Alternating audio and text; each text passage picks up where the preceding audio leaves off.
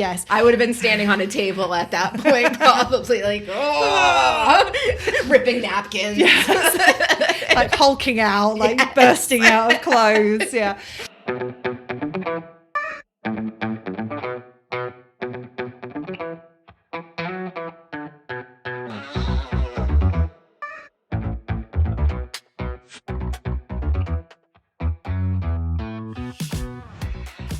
Hello, hello, hello, and welcome to Well Shit. It really is that simple. I'm Claire. And I'm Serena. On this podcast, we help you to understand about your 12 universal needs, why they are currently not being well met, How to meet them in ways that work for you, and how to consistently do so in quick, easy, and simple ways that fit seamlessly into your life. We'll also help you to understand how doing so will have a positive ripple effect in literally every area of your life. If you like what you hear, please support us on Patreon. And enjoy the show. Hello, hello, hello. Hey, everyone. We have this thing that when we start off these podcast recordings, I always check with Serena whether she's ready when I first start, because obviously I'm always the first one to speak. And pretty much every single time without exception, I'm like, ready? And she's like, yeah. And then she moves or adjusts something. So we're having a bit of a giggle about that right now. Yeah.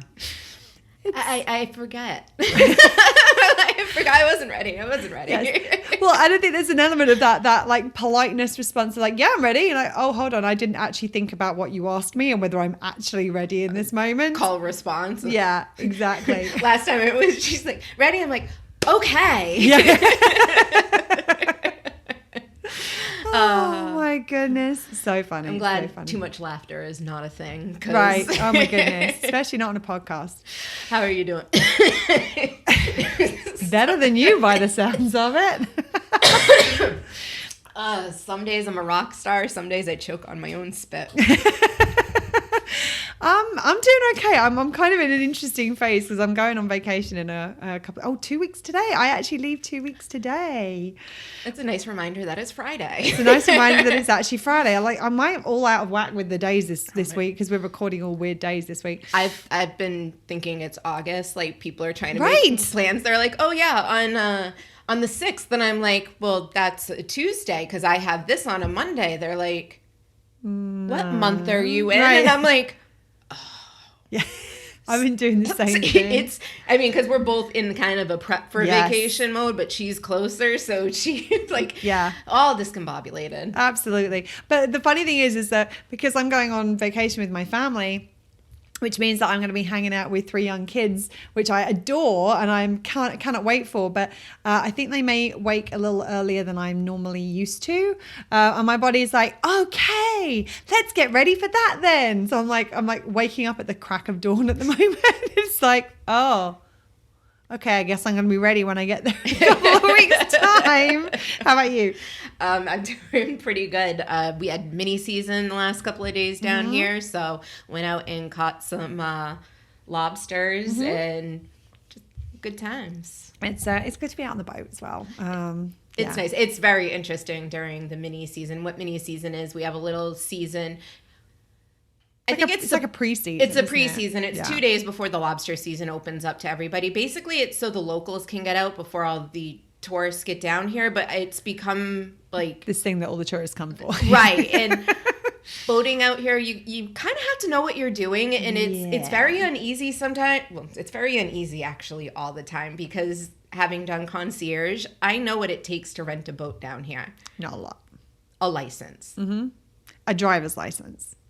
From anywhere. Yeah. So it's like you don't have to have a boat license. You don't need to know what you're doing. And these waters, I mean, you need to know how to navigate these because you'll run aground really easily. So and there's already been some sad, like a couple of sad experiences already down here. Like there's 2 tragedies already within like the first day. It was the first day. And you're mindful of, like, I was captaining the boat, so I'm mindful. I have 2 divers in the water, but then there's a boat over to my right, over to my left, 6 in front of me. So then I'm like, okay, well, how many people do they have out? Oh, wow, that person's 60 feet away from their boat. Let's make sure.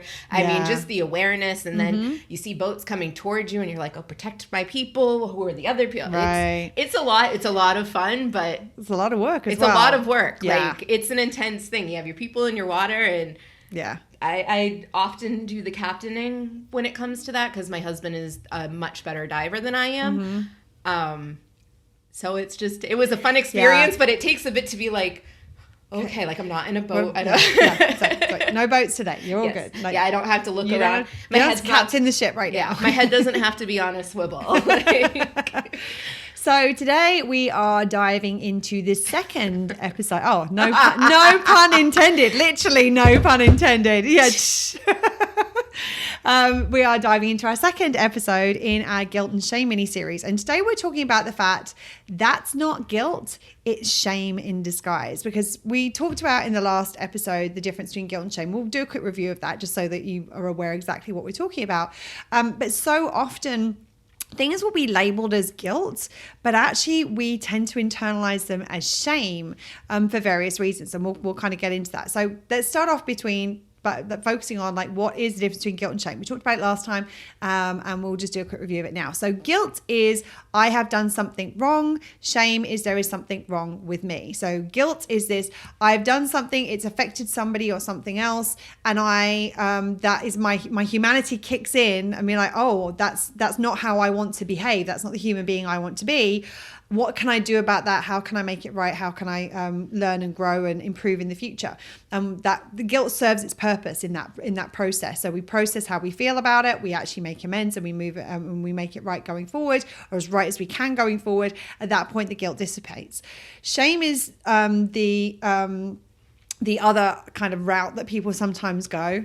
The other route that people go.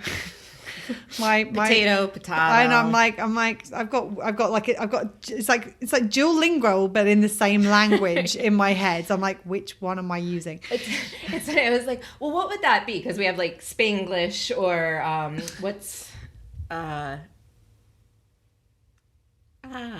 there's one up in New England that it's like the combination of two languages, and I was like, English, Ameriglish, like.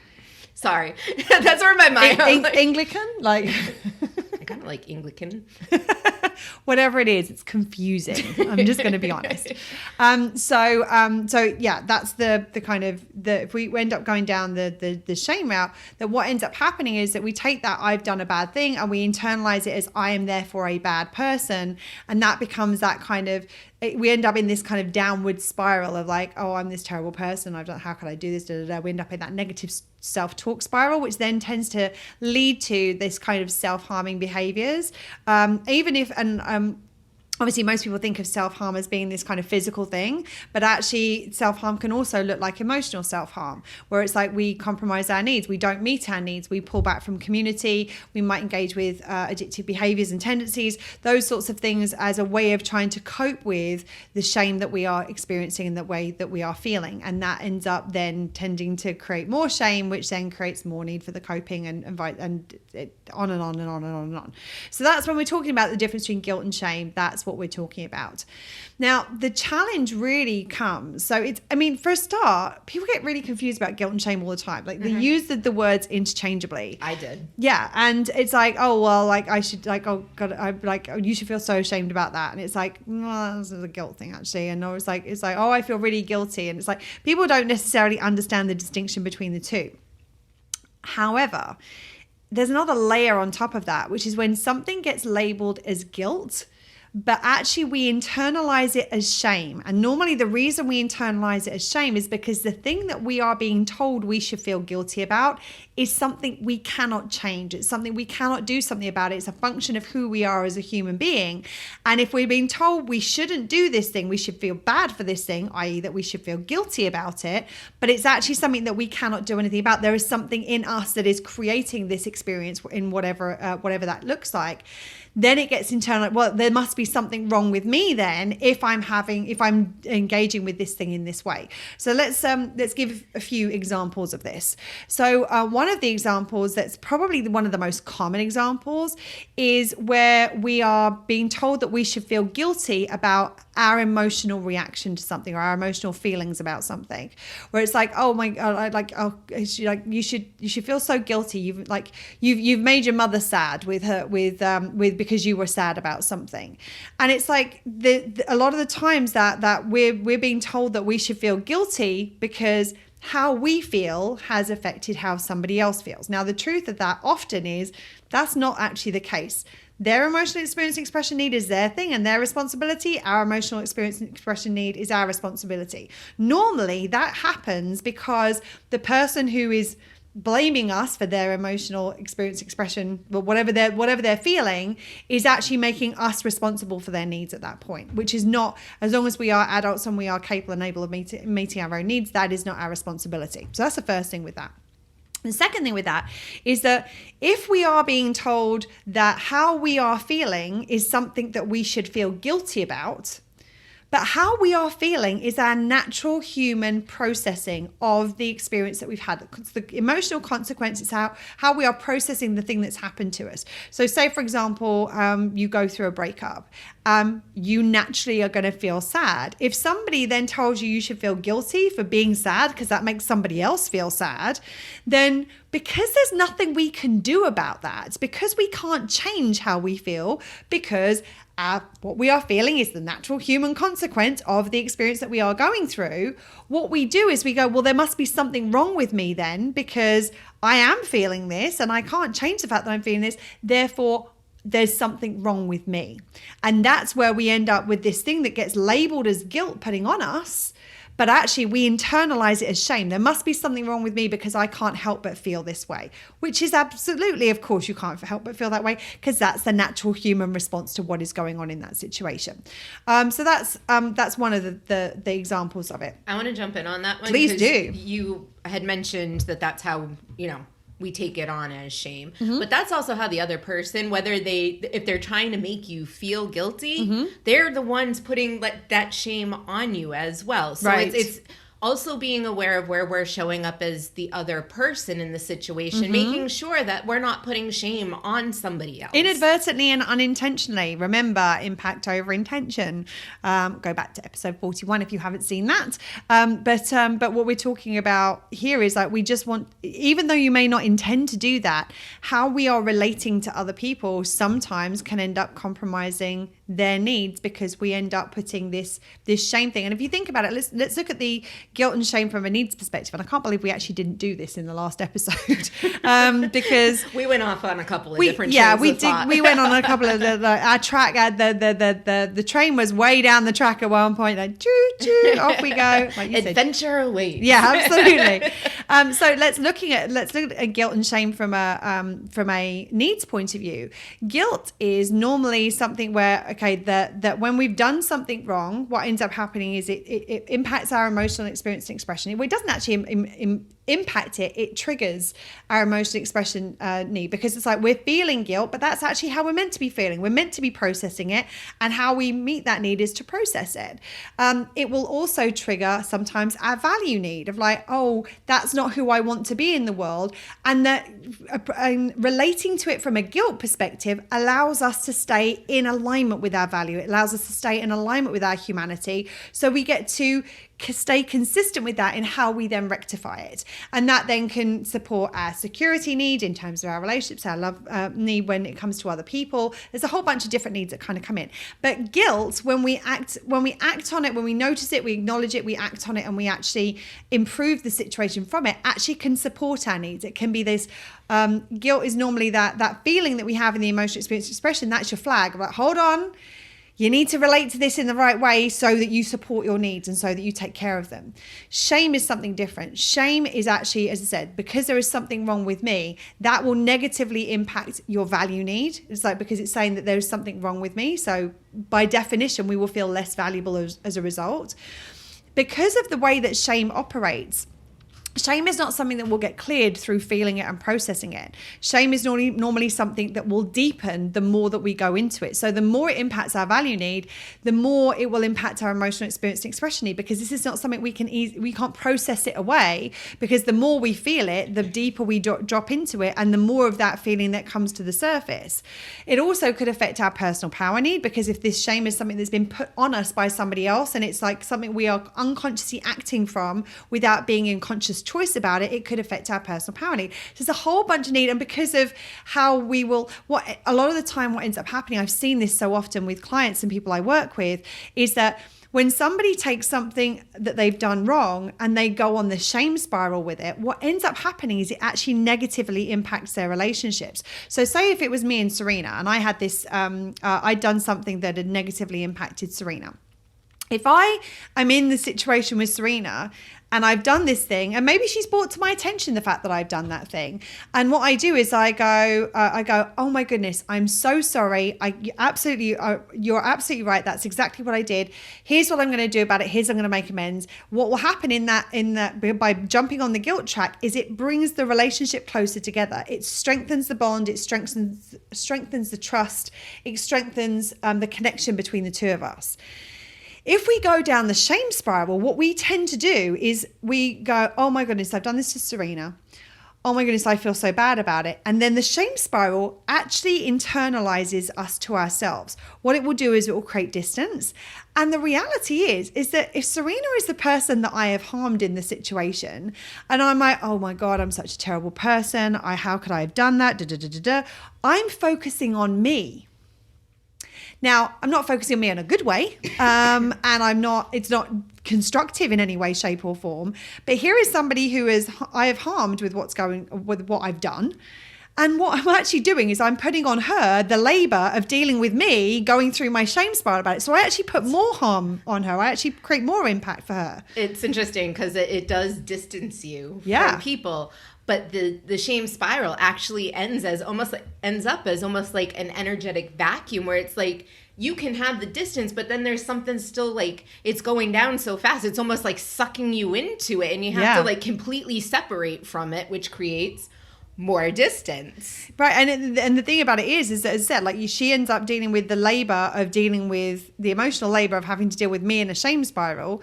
I haven't made amends, so she's still dealing with the impact of the thing that I've dealt with in the first place. And actually, I end up going down and down and down. So it actually negatively impacts our relationships as well. So the shame spirals don't help. If you've ever looked at Brené Brown's work, her name was bound to come up during this sequence because she is a shame researcher.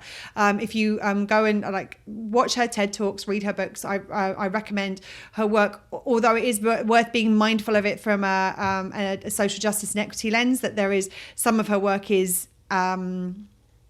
doesn't consider that. Doesn't have that lens and that layer on it, which is really important to be aware of as well. But when she talks about shame, when she talks about shame, that she tends to talk about the three things that the antidote to shame. She talks about the 3 C's, which is courage, connection, and compassion. So what she talks about is like the courage to actually speak to what we're feeling ashamed about, and like being vulnerable about that, to connect with people so that we can share that with other people, and compassion for ourselves and for other people is often the antidote, where it's like, oh God, I understand, like I felt the same, like I would feel the same way in the same situation, like that. Ooh, she says, whacking her pop shield again. That's often one of the things. So the more that we drop into shame, the more we're stepping away from our relationships, and the more it damages the relationships, because here's this person we've impacted, and not only have we not made it better, we're distancing from them, which is going to create another impact. And then we're expecting them to deal with us we're not expecting, but the net result is that they end up having to deal with us in a shame spiral, which is more labor on them, which is more impact on them. And like it exacerbates the situation. It actually makes the situation like far, far worse. Mm-hmm. So I just wanted to kind of put the guilt and shame in the needs context. I said, I can't believe I didn't do that in the last episode, but hey, there we go. Let's go back to what we were talking about in terms of the things being labelled as guilt when actually that they are really about shame.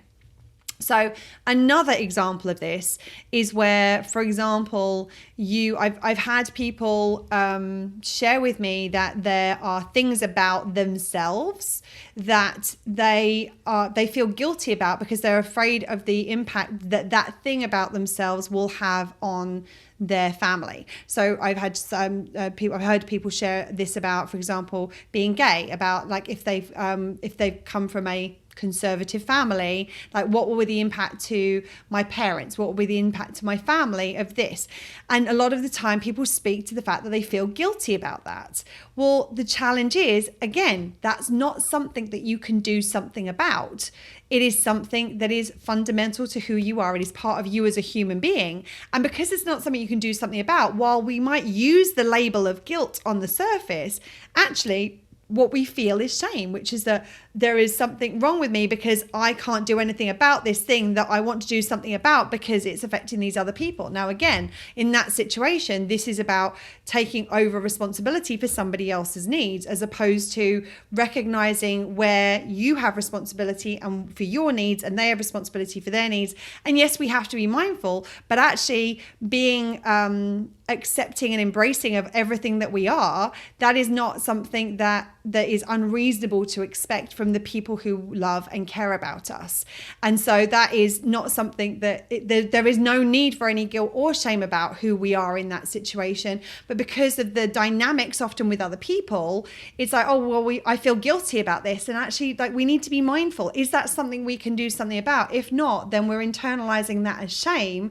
And now that's where we need to be mindful about, how do we extricate? Where is the responsibility? Whose needs are being impacted, but why are they being impacted? Is it because of how they are viewing the situation, because of how they are relating to the situation, versus it actually being about something that we are doing or not doing? And that's again where we need to start disentangling these entwinements, where it's like, hold on a second, this is not something that actually is mine to feel shame about. It is actually something that I want to feel proud about because it is part of who I am.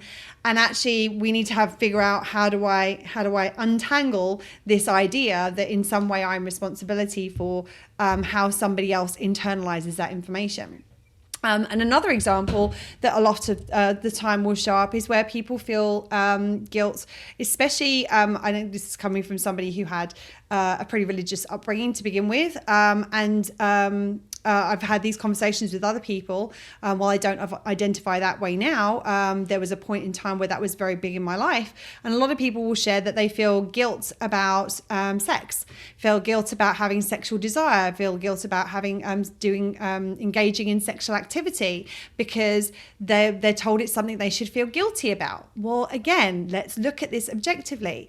That sex is actually part of our foundation function need. It is part of our humanness, is that to feel that sexual desire and to want to have that sexual connection with other people and that sexual interaction with people, and to do so in a way that feels in alignment for us, whatever that looks like. And as long as usual, as long as we're not harming ourselves or anybody else, like as long as we're in alignment with ourselves, that's what matters. But the issue is that because we can't do anything about that sexual desire that we have to engage with another human being and have that pleasure and experience that with somebody else, what ends up happening is that we end up internalizing that thing that we're told is guilt, which is this trigger, this positive thing that can be used as a catalyst for positive change. And in actual fact, it's not. We're internalizing it as a shame because there's nothing we can do about that. To compromise that would be to compromise our needs. And that's the thing, is that a lot of the time is that in these situations where we're being told it's guilt, but actually we're internalizing it as shame, the reason it gets internalized as shame is because to change that about us would be to compromise our needs. And it's not okay for us to be compromising our needs to try to meet somebody else's. This is about remembering that we have to be self-first. And sometimes, especially with these like interpersonal dynamics and family dynamics and things that have been around since childhood, it can be really like messy. It can be really difficult to figure out like, where actually is this? Like, actually, hold on a second. This is not about me. This is about somebody else's viewpoint. Or actually, this is not something that should ever have been mine to take on. This is about somebody else's stuff or somebody else trying to get their needs met through how I'm doing. And we'll get into that a little bit more in the next episode. But ultimately, this is about about recognizing that it is not okay for us to compromise who we are and the needs that we have because of who we are in order to try to placate or make somebody else comfortable, or basically try to meet their needs. We want to be self first, prioritizing our needs primarily in ways that will not harm other people. And this is the key. If you haven't watched it, go back and listen to the episode, which is the difference between, I'm trying to see if it's up. No, it's not. I don't think so. I will share the link or the name of the episode underneath. The difference between harming somebody and taking on needs that were never your responsibility in the first place. This is where we need to kind of get really clear on this. Yes, we want to take care of our needs at the minimum without harming other people, but we need to be very clear what is actually harming other people and what is actually them expecting us to meet their needs that were never our responsibility in the first place. And once we get into that place, it's like, if I'm actually harming somebody, okay, let's look at another way of doing this. But these things that I've talked about today, these are not things that harm anybody else. These are things that are just fundamental to who we are, and we need to honor that and respect that in how we're going about meeting our needs. So I've seen you wanting to jump in for a while now. I was just trying to get to the end of that bit. So it's really important to kind of recognize the shame that we carry as adults, like that, there's a lot of the shame. A lot of the shame, yeah, was actually kind of implanted when we were children. Not actually, kind of. A lot of it was implanted when we were children. Yeah. And I don't think, sometimes there may have been a conscious intention to do that. But most parents, I think, are just trying to teach their children to do what they think is better, or to be what they think is the best version of themselves. Yeah, they're trying to help and support. It's just that because of the ignorance of needs, they don't know the impacts, the negative impacts that the approaches that are being taken can have. Mm-hmm. Yeah. And I know that so often, like, we get given messages as children, and we get like mixed messages. Like, we're told one thing and then we're told something else, and because those two things don't reconcile, that's where the shame kicks in, because it's like, oh well, it's obviously there's something wrong with me because I can't make both of the whole make it make sense thing. Like, it doesn't make sense, and because it doesn't make sense, and I'm the kid, and the adults obviously know better, the issue must be within me. Well, yeah, and if as a child you can't make sense of it, or as an adult if you can't make sense of it, how can you expect a child to make sense of it?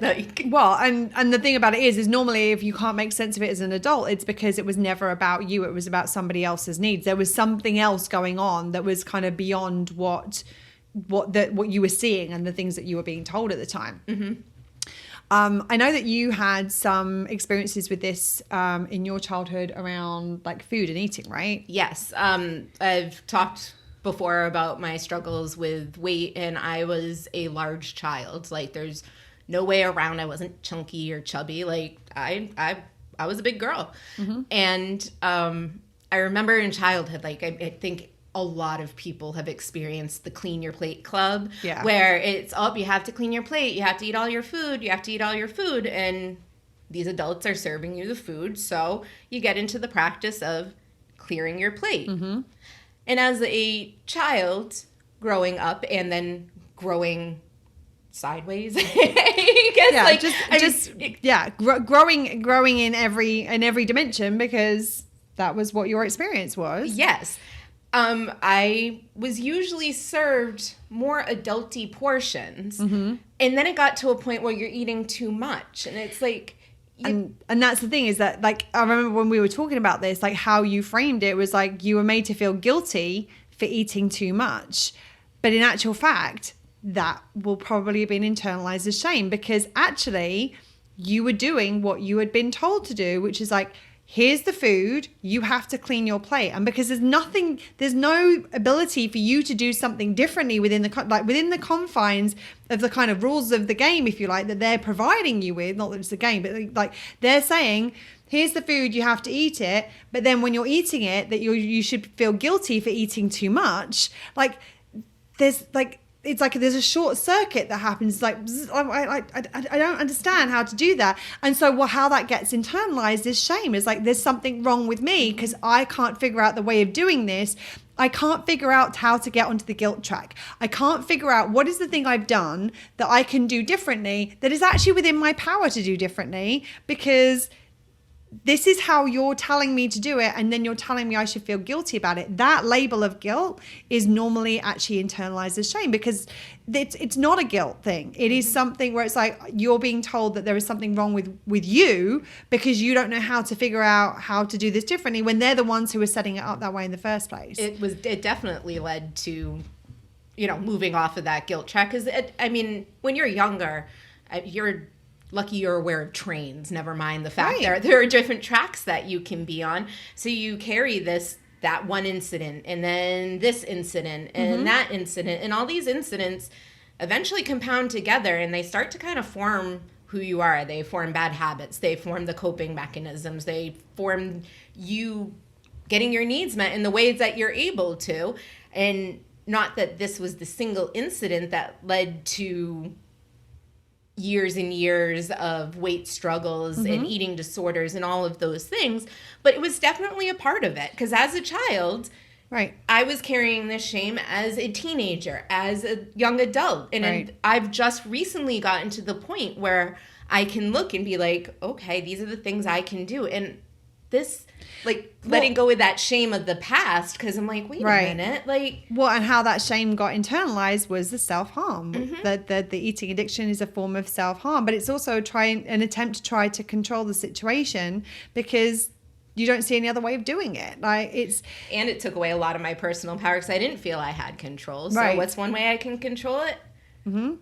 Oh, there comes the eating disorder, and that's part of how it happened for me. There were other components, but that's the reality of it. And so it's really important for us to kind of notice and become aware of, okay, hold on a second. How is, where am I being told, when we're being told that we should feel guilty about something, we need to identify, actually, is that something that we want to feel, have I done something that is outside of me just existing as a human being as I am and doing the things that I have been guided to do? Is there actually something that I should have been doing differently?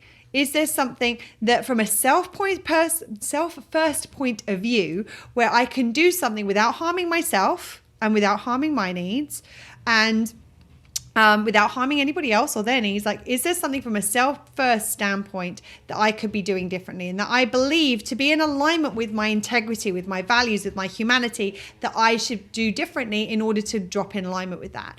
If that's the point, is to notice, okay, that's the conversation to be having around this. Is this actually something that I really believe was wrong, and that I believe was not something that is just who I am and is natural human function, or a natural function of being the human that I be?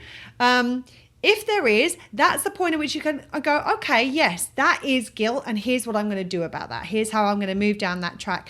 He's like, I stole something that when I didn't need it to eat. It was like I did something bad to another person. Those are the sorts of things where it's like, okay, yes, that is something that I can see for me to be in alignment with being the decent human being I want to be. Yes, I'm going to go do this, and here's how I'm going to make amends.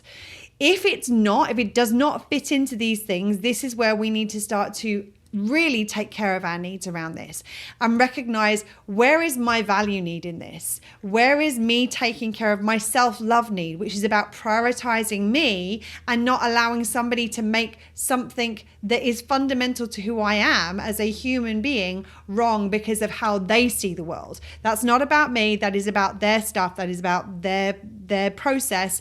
And actually, if any kind of perception of guilt or shame is coming our way for that, again, a little bit like we talked about last time, we want to wrap it up, return to sender. That was not ours. It was never ours to carry. It was never meant for us. And that's where we want to get in alignment with recognizing that sometimes these things that we have been shamed for, sometimes these things that we have been inadvertently, it's like, oh no, that's something to feel guilty about. Actually, it's something I feel shame for. Actually, are the things that we want to own for ourselves and value about ourselves, and recognize that they're things that make us a whole human being. And that is something to be appreciated, valued, and celebrated. And so often, other people's wonky relationship to their own needs is cause them to kind of put that on us. And that's the point at which we're like, okay, I see what you did there. That's a wonky relationship to your own needs. Here you go. You can have that one back. Oh, that's a wonky relationship to your needs. Here you go. You can have that one back. That's a wonky relationship to your needs. This is where how that one goes back. I mean, I've spoken in the past about my relationship with my grandfather and that moment that I was sat at that coffee shop with him where he said to me, oh, and you help people with relationships? Like there was an element in there of like with the things that he was saying was that I should feel guilty about how I responded to his poor behavior. And the reality is that that you help people with relationships thing was his way of trying to shame me in that moment for doing what was right for me.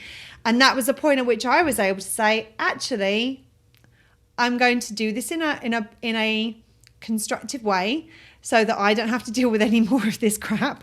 But I'm going to put this back where it belongs and actually say, I didn't come here to be judged and I didn't come here to judge you. But that was me standing up for myself and going, actually, I did nothing wrong in this situation. I apologize for the things that may have impacted him. I said to him, I'm sorry if me having no contact with you hurt you in any way, shape or form, because that was me taking responsibility for the choices I made. And maybe there was a different way of doing it had I not been a 16-year-old kid at the time and was fully developed and actually knew how to meet my own needs and everything. There's a whole lot of things that would have helped that situation, I'm sure. But the truth is, actually, I took care of my needs and I respected myself and I set up boundaries and I did not allow those boundaries to be crossed. And there's nothing wrong with doing that. And that was me in that moment going, oh, I see your attempt at guilt. I see your attempt at shame. Yeah. You can have that one back because I'm not taking it on. And it wasn't, I'm going to fire it back at you and I'm going to try and take you out because you tried to take me out. I was just going, I didn't come here to be judged and I didn't come here to judge you. That was my way of saying, I know I'm good with me.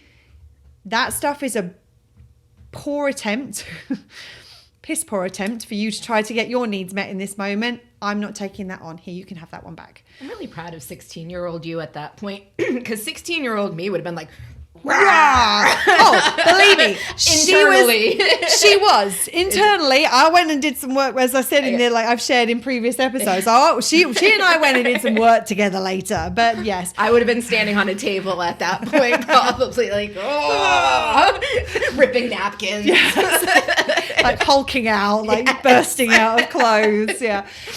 She was close. Like she came close. But that was the testament to the amount of work I'd done at that point that I was able to go, oh, okay, yeah, you and I are going to do this later. There is nothing going to be gained for us doing this here with him because all it's going to do is create more shit for us to have to deal with later. So that's another example of where it's like I could feel he was trying to put guilt on me and I could see the shame coming and it's like, nope. It was really interesting when we, like as I went through the deep dive of the program, finding all the ways where the guilt and shame, where it was like the shame that I was feeling. And it was like, wow, here, this person, this person, this person, this person. And a lot of it was, not all of it, but a lot of it was childhood. Like the stuff that I've kind of carried along and being like, oh. And once I realized that difference, it was like, well, I can fix this. Okay, I fixed that. Oh, that feels good. And then it's like, can I make an adjustment to that? Of course. I can heal this. Or I can grow in this way. I can grow from this. I can grow in this way or I can heal this thing. Because so often like the view is that we're broken, which is actually part of the shame piece, is that like there's something wrong with us that we're broken. And in actual fact, it's like actually I can heal this thing or I can grow in this way. These are two ways for us to, again, jump on those other tracks that will get us into the direction we want to go in. Thank you for that correction. See, learn along with me. Not even a correction, just a suggestion and a little tweak that may feel more supportive. And again, it's going to feel more supportive to your needs in this moment. Well, and it does, because if the outward negative talk, it plants the seed. Sorry, I've got a bug that's flying. Oh, I'm like, I said 3 words. She's like, no. No, just a fly. Just a fly. It's been bothering me too. Yeah. It plants the seed of kind of that I can fix this, which must mean that it was broken, which must mean that I'm broken. And that little seed, luckily, I mean, it can morph into something big. And if she hadn't just offered those suggestions to me, I'm in a space where I'm sure before it became a big thing, I'd be like, hey, little weed. Like, yes. Goodbye to you. Right. How long would that have taken, though? Mm-hmm. So thank you. I appreciate the tweaks, the suggestions, and those are the little things. Like I hope that people are learning along with this. Like it's those little moments to be like, oh, and it's like, again, it's not like there's something wrong with what's being done. It's like, oh, this could feel even more supportive, or this could feel even more nourishing, or this could feel more constructive. Yep. It's like, we're all a work in progress, and we're just like learning these little things as we go. So it's interesting that we were talking about like the kind of the child shame stuff. A lot of that actually is going to come up in our third and final episode in our little final for this series. In this series, this little guilt shame series, where we're going to be talking about the fact that that's not guilt, it's an attempt to manipulate our humanity.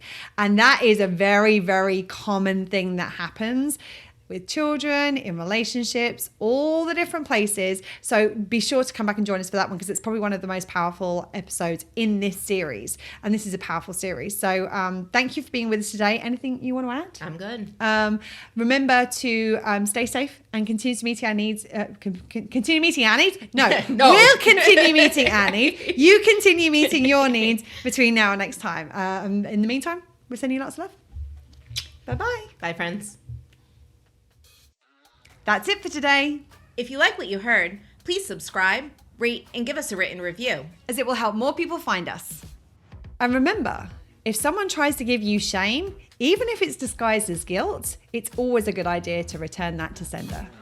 Well, shit. It really is that simple.